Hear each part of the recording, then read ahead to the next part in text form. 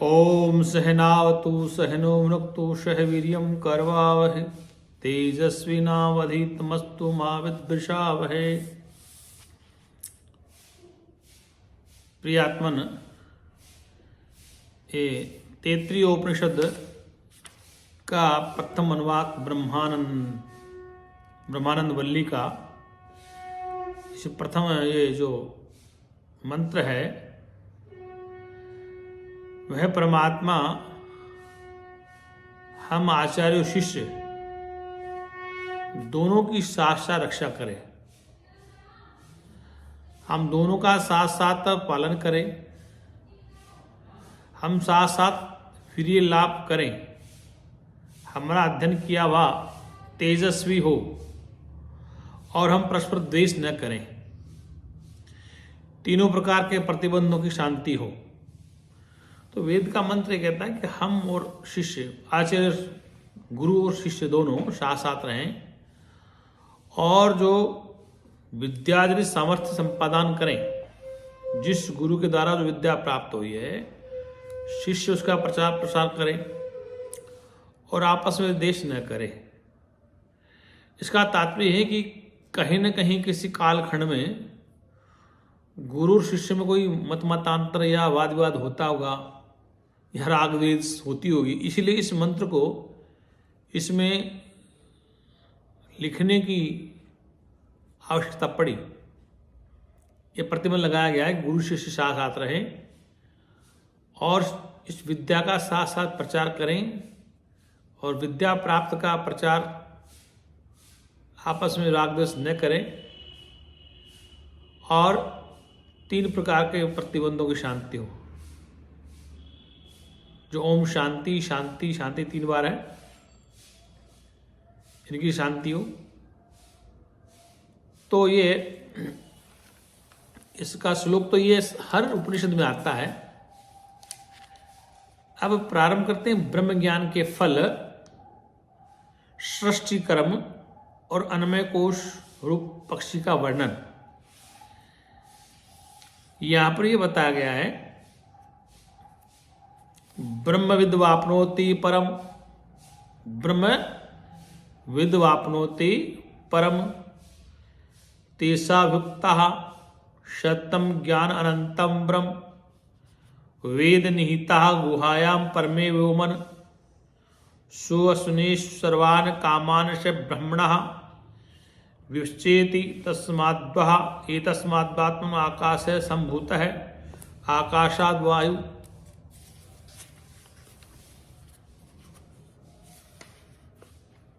वायोरग्नि ऋग्रापय अब्धभ्य पृथ्वी पृथिव्या औषधय ओधिभ्यो न अन्नात् पुरुषः सेवा एष पुरुषो अन्नमयरस सेवा एष पुरुषो अन्नरसमयः तस्येदमेव शिरः अभयं क्षणिक पक्षः उत्तरम पक्ष आत्मा इदम पुच्छम प्रतिष्ठा तदप्यस्य श्लोक होती।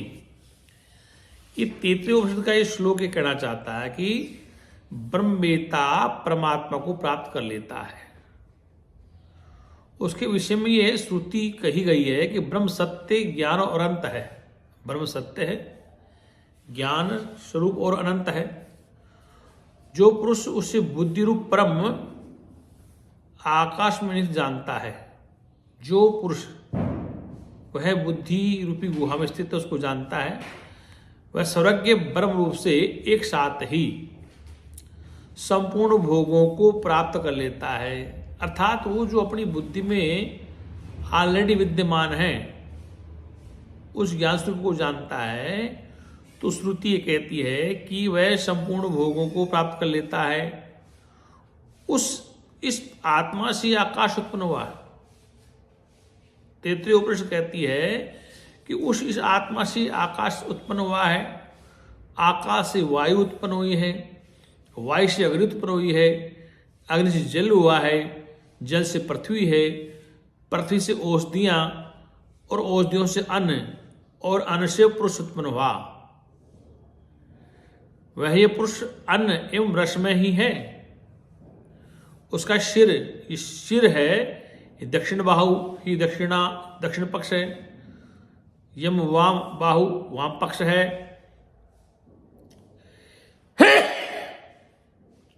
ये शारीरिक मध्य भाग आत्मा है और नीचे का भाग पुंछ प्रतिष्ठा है। उसके विषय में यही श्लोक है। ये स्पष्ट कह दिया गया कि ब्रह्मित ब्रह्म जिसका लक्षण है, जो सबसे बड़ा होने के कारण ब्रह्म कहलाता है।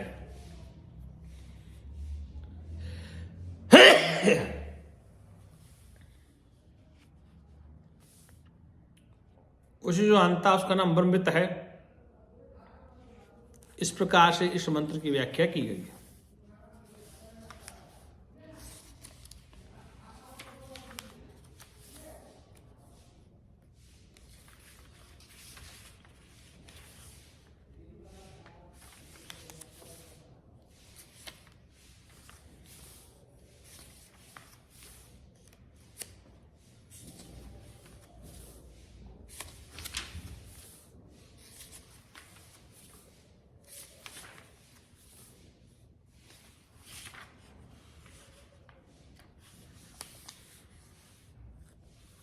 अब इसका ब्रह्मानंदवल्ली का ये दूसरा अनुवाक है।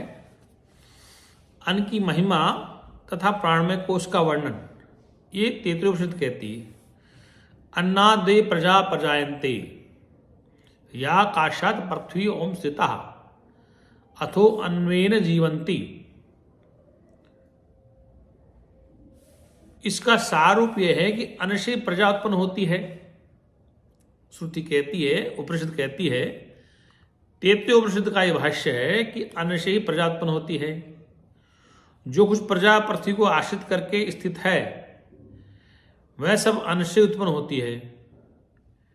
फिर वह अन्न से ही जीवित रहती है और अंत में उसी में लीन हो जाती है, क्योंकि अन्न ही प्राणियों का ज्येष्ठ अग्रज पहले उत्पन्न होने वाला है।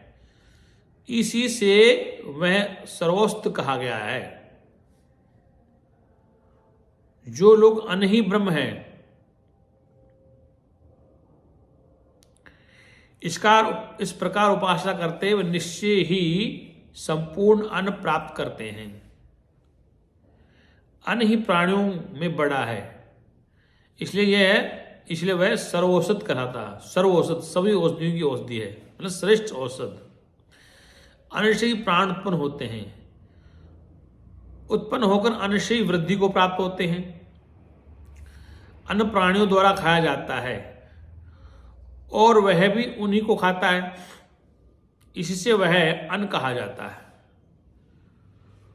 इस अन्नरसमय पिंड से, ये जो पिंड है अन्नरसमय है, उसके भीतर रहने वाला दूसरा शरीर प्राणमय है। उसके द्वारा यह अन्नमय कोश परिपूर्ण है। वह यह प्राणमय कोश भी पुरुषाकार ही है। उस अन्नमय कोश की पुरुषाकारता के अनुसार ही यह भी पुरुषाकार है। उसका प्राण ही सिर है। व्यान दक्षिण पक्ष है, अपान उत्तर पक्ष है, आकाश आत्मा मध्य भाग है और पृथ्वी पुच्छ प्रतिष्ठा। उसके विषय में यही श्लोक है। कहने का प्राय है कि रसादि रूप से प्रेरित हुए अन्न से ही स्थावर जंगम रूप प्रजा उत्पन्न होती है। मतलब सारा ये जो बताया गया है कि अन्न के द्वारा उत्पन्न होते हैं, अन्न खा के वृद्धि को प्राप्त होते हैं। समस्त औषधियां अन्न से हैं और समस्त औषधियों में श्रोता सर्वौषधि, सर्वोत्कृष्ट औषधि यही है और इससे इसकी षष्ठी वृद्धि होती है। और इसमें खाकर इसी को, अन्न को खाकर अन्न में विलीन हो जाते हैं, ऐसा इसमें उपनिषद कहती है। तृतीय अनुवाक प्राण की महिमा और मनोमय कोश का वर्णन उपनिषदानुसार, वेदानुसार, वेद के अनुसार प्राणम देवा अनुप्राणंती मनुष्या पश्वये प्राणो ही भूतान वायु ये प्राणाम ब्रह्मोपासते प्राणो ही भूतान वायु। यहां ये बताया गया है देह गुण प्राण के अनुगामी होकर प्राणन क्रिया करते हैं। तो शरीर में जो देवी देवता रहते हैं ये प्राणगमन के प्राणानुसार ही क्रिया करते हैं।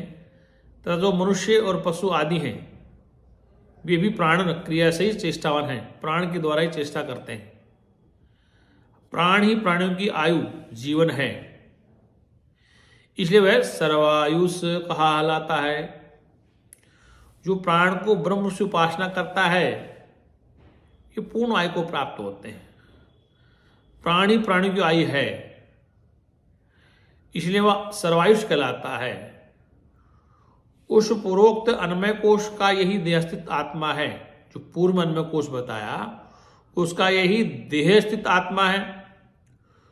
उस इस प्राणमय कोश से दूसरा इसके भीतर रहने वाला आत्मा मनोमय है, उसके द्वारा यह पूर्ण है। वह यह मनोमय कोश ही पुरुषाकारी है।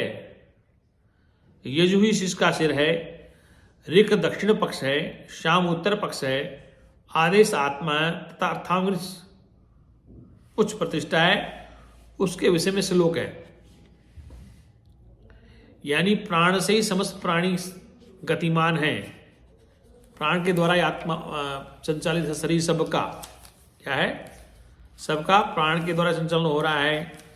फिर इसी प्राण में मनोमय कोश भी आ जाता है। इस प्रकार से अलग अलग कोशों की चर्चा इस उपनिषद में की गई है। और फिर अगले सत्संग में हम चतुर्थ अनुवाक का वर्णन करेंगे, जिसमें मनोमय कोश की महिमा तथा विज्ञानमय कोश का वर्णन बताया गया है। जितने भी ऋषि मुनियों ने इन कोश के बारे में जो बताया है ये पूर्व में हमारे वेद में उल्लिखित है। उपनिषदों में उन कोशों के बारे में वर्णन है। और जितने भी बाजार में जो पुस्तकें मिलती हैं किसी द्वारा लिखी हुई, किसी ऋषि महात्मा की या किसी विद्वान की, तो वो सब उपनिषदों का ही तोड़ मरोड़ के श्लोकों के द्वारा लिख देते हैं। मूल रूप से ये उपनिषदीय ज्ञान है, ये वेदांत का सिरहुई ज्ञान है। बोल सत्य सनातन धर्म की ही जय, सच्चिदानंद भगवान की जय। ओम शांति शांति शांति।